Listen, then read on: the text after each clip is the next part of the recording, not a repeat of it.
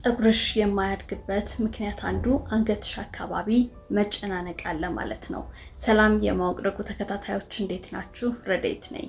ትላንትና ፀጉራችሁ የማያድግበት ምክንያትና ቶሎ ቶሎ የሚነቃቀልበት ምክንያት ምናልባት የስካልፓችሁ ላይ ያለ ፋሻ የተባለው ሌየር ስለተጨናነቀ ሊሆን ይችላል ብዬ ሶስት ቴክኒኮች አሳይቻችኋለሁ። ዛሬ ደግሞ ከራስ ቅላችን ውጪ አንገታችን አካባቢ ሲጨናነቅ የፀጉር መነቃቀል እንደሚኖር አንዳንድ ነገሮችን ነግራችኋለሁ። በዛው መፍትሄውን አስከትዬ አሳያችኋለሁ። አንድ ማወቅ ያለባችሁ ነገር ምንድነው? አንገታችን አካባቢ ያሉ የደም ቧንቧዎች በዋናነት ወደ ራስ ቅላችን ደም እንዲተላለፉ ያደርጋሉ። ነገር ግን አንገታችን አካባቢ ያሉ ጡንቻዎች ከተወጣጠሩ ወይንም ደግሞ ከተጨናነቁ ደም እንደ ልብ ወደ ራስ ቅላችን አይደርስም። ኦክሲጅን እንዲሁም ንጥረ ነገር ለፀጉር ስሮቻችን በበቂ ሁኔታ አይደርሱም ማለት ነው።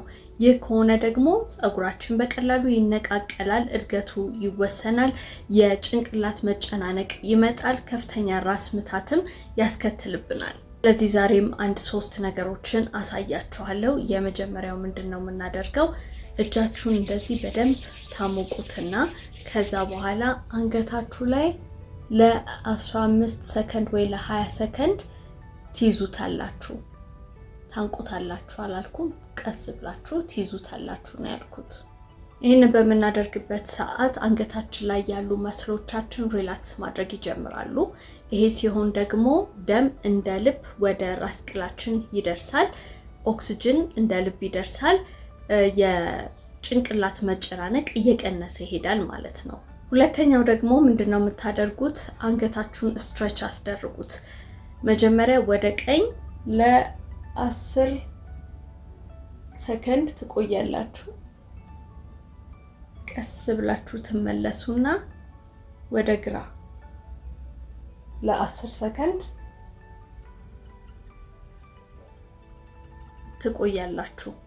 በፍጥነት እንዳትመለሱ፣ በፍጥነት እንዳትዞሩ፣ በጣም በቀስታ። ይህንን ስናደርግ አንገታችን አካባቢ ያሉ የደም ቧንቧዎች በደንብ መከፈት ይጀምራሉ። ደም እንደ ልብ ወደ ላይ ይወጣል ማለት ነው። እዚህ ጋር ያለ መጨናነቅ እየቀነሰ ይሄዳል። ሶስተኛው ደግሞ ጆሮአችሁን ትከሻችሁ ጋር ማውረድ። እንዴት ነው የምታመጡት? የመጀመሪያው የቀኝ እንደዚህ ታረጉና ትከሻችሁን ወደ ላይ ይሄንን እንደዚህ ለ10 ሰከንድ ትቆያላችሁ። ቀስ ብላችሁ ትመለሱና የግራ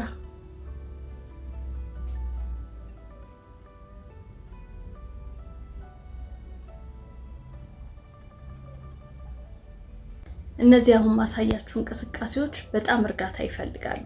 በፍጥነት የምታደርጓቸው ከሆነ አንገታችሁን ልትቀጩት ስለምትችሉ ተረጋጉ።